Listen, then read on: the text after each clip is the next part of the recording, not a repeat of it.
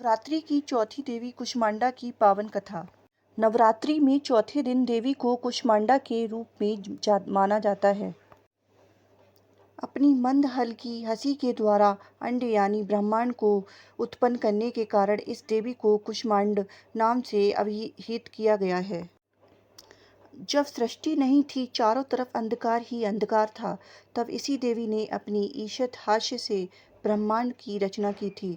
इसलिए इसे सृष्टि की आदि स्वरूपा का या आदि शक्ति कहा गया है।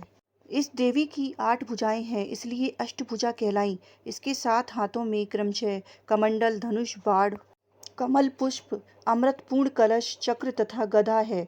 8वें हाथ में सभी सिद्धियों और निधियों को देने वाली जपमाला है। इन देवी का वाहन सिंह है और इन्हें कुम्हेड़े की बलि प्रिय है। संस्कृति में कुम्हेड़े को कुष्मांड कहते हैं, इसलिए इन्हें देवी को कुष्मांडा। इस देवी का वास सूर्य मंडल के भीतर लोक में है। सूर्य लोक में रहने की शक्ति क्षमता केवल इन्हीं में है, इसलिए इनके शरीर की कांति और प्रभा सूर्य की भांति ही देदीप्यमान है।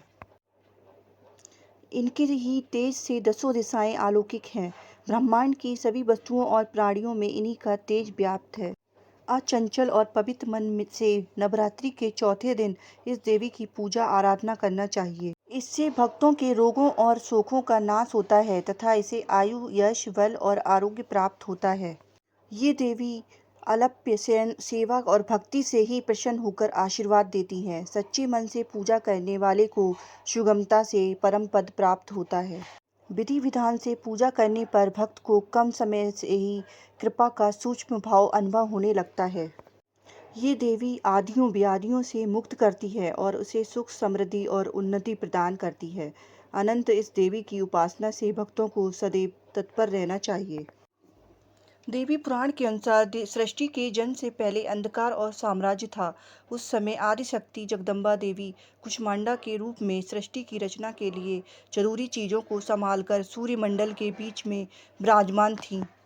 मान्यता है कि मां कुष्मांडा को मालपुए अति प्रिय हैं। इस दिन मालपुए का भोग लगाना शुभ माना जाता है। मां कुष्मांडा को चौथा दिन समर्पित है। मां कुष्मांडा को पीले रंग के फूल और चमेली के फूल चढ़ाने चाहिए। मान्यता है कि ऐसा करने से साधक को आरोग्य जीवन की प्राप्ति होती है।